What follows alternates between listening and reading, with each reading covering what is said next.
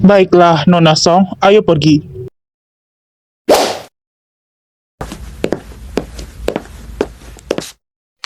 Sekretaris sialan. Dia benar-benar memutuskan hubunganku dengan kehidupan cinta Li Painan. Aku akan merekam video untuk membuat bocah itu menangis sedikit. Mari kita lihat apakah Li Painan masih bisa duduk diam. Hah? Di mana bocah itu? Di mana para penjaga? Bibi bodoh, hasilkan lebih banyak uang sebelum kau menculikku lagi. Tetaplah mencoba.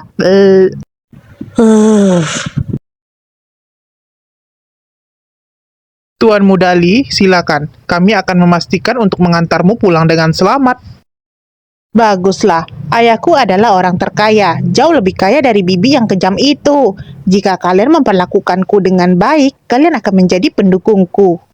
Aku akan memastikan ayahku memberi kalian banyak uang, dan kalian tidak boleh melakukan hal-hal buruk lagi. Ayah, aku sangat merindukanmu.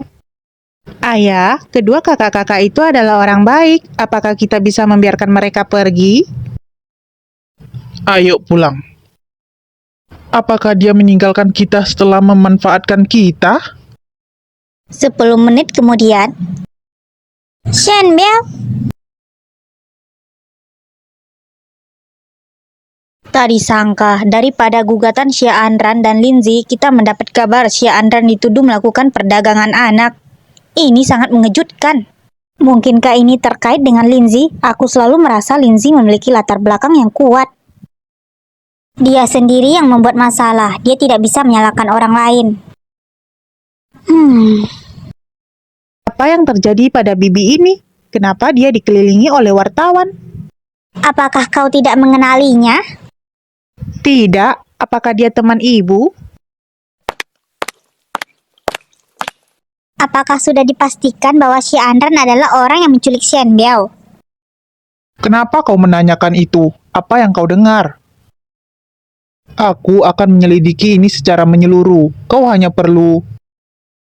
Nyonya Li menelpon, mengatakan dia ada sesuatu yang penting dan akan datang menemuimu sebentar lagi.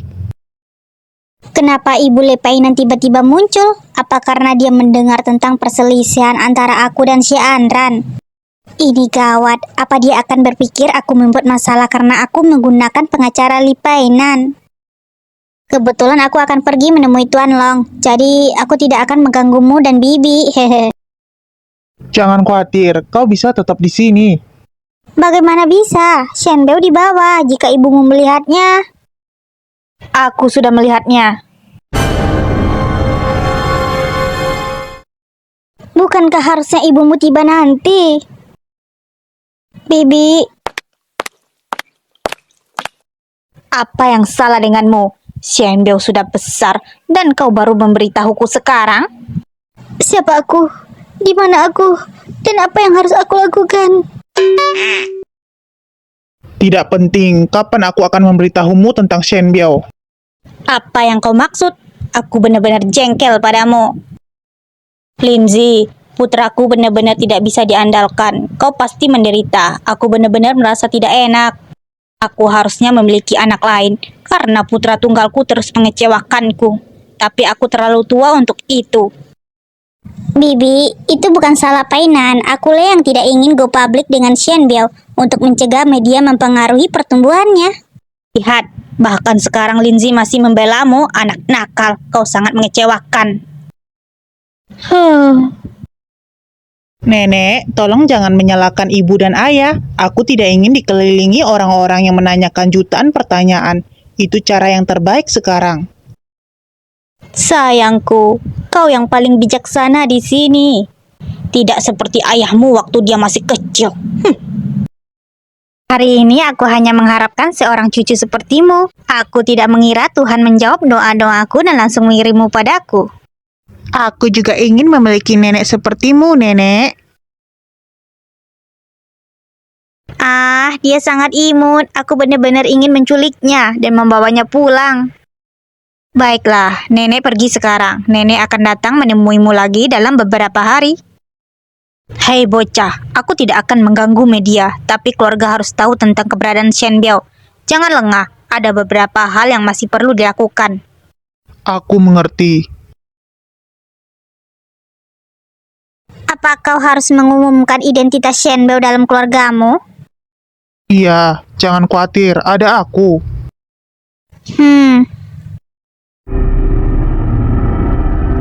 Persidangan atas bocornya adegan syuting resmi dimulai. Pertama, pengacara penggugat menyatakan permintaan litigasi. Asalkan aku bisa menyalakan si Andran, kru dapat memulai kembali syuting. Aku bisa terus menjadi aktris utama. Aku, Lee Sharon, seorang pengacara senior dari firma hukum Dongyang, mewakili sutradara Xia Andran menuntut mantan aktris terkemuka Lindsay. Pada tanggal 13 bulan ini, hari Jumat, Lindsay diam-diam merekam kru yang merekam sebuah adegan dan merilis video tersebut di platform publik, mengungkapkan konten skripnya terlebih dahulu. Ini telah menyebabkan kerusakan signifikan pada kepentingan semua orang di kru. Oleh karena itu, klienku meminta ganti rugi sebesar 80 juta RMB dari Lindsay dan menuntut agar dia mengadakan konferensi pers untuk meminta maaf secara terbuka dan mengumumkan pengunduran dirinya dari industri hiburan. Kau hanya mewakili aku, bukan seluruh kru. Tidak heran produser tidak datang ke pengadilan. Apa tergugat keberatan dengan pernyataan penggugat? Tergugat Lindsay mempercayaiku sepenuhnya. Chai Feiyan, pengacara senior dari firma hukum Lee, untuk mewakili di persidangan. Konten yang dinyatakan oleh penggugat sama sekali tidak berdasar. Terdakwa tidak pernah memfilmkan atau merekam proses syuting kru. Tidak ada apapun yang disebut video yang dirilis di platform publik. Karakterisasi penggugat atas kasus ini sebagai kebocoran informasi sama sekali tidak benar. Kasus ini bukan kebocoran informasi, tapi kasus pencemaran nama baik yang sudah lama direncanakan. Nona Lin tidak bersalah dalam kasus ini dan seharusnya tidak memikul tanggung jawab kompensasi apapun, apalagi membuat permohonan maaf di depan publik. Oh, Nona Chai tetap sangat keren. Nona Chai pasti akan menang dengan mudah. Benar, Chai Feiyan adalah pembunuh berwajah dingin yang terkenal. Lee Xia Andron di sisi lain hanya kurang beruntung melawan Nona Chai. Latar belakang seperti apa yang dimiliki Lindsay, dia bisa merepotkan Nona Chai untuk kasus kecil itu. Nona Chai, apakah kekurangan dana karena dia kembali dan apakah dia tidak mampu membayar kompensasi? Serahkan bukti. Aku tidak ingin terlalu banyak membuang waktu. Ini adalah sudut syuting, jelas di posisi yang sama seperti Lindsay. Apa itu saja?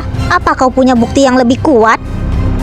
Itu saja, comeback-nya Lindsay sudah dekat dan dia menggunakan konten syuting untuk membangkitkan pesona aktingnya yang bagus dan menarik perhatian. Dalam hal motif, tidak ada aktor lain di kru yang memiliki motif sedalam dia. Jadi pembocorannya pasti dia. Dari mana pengetahuan hukummu kau pelajari? Kau sangat sombong. Aku akan memberimu pelajaran hari ini tentang apa itu bukti yang efektif.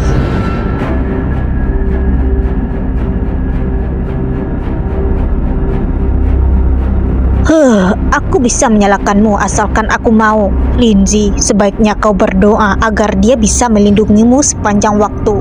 Kalau tidak, ketika dia tidak lagi membutuhkanmu, akhirmu akan lebih buruk dariku.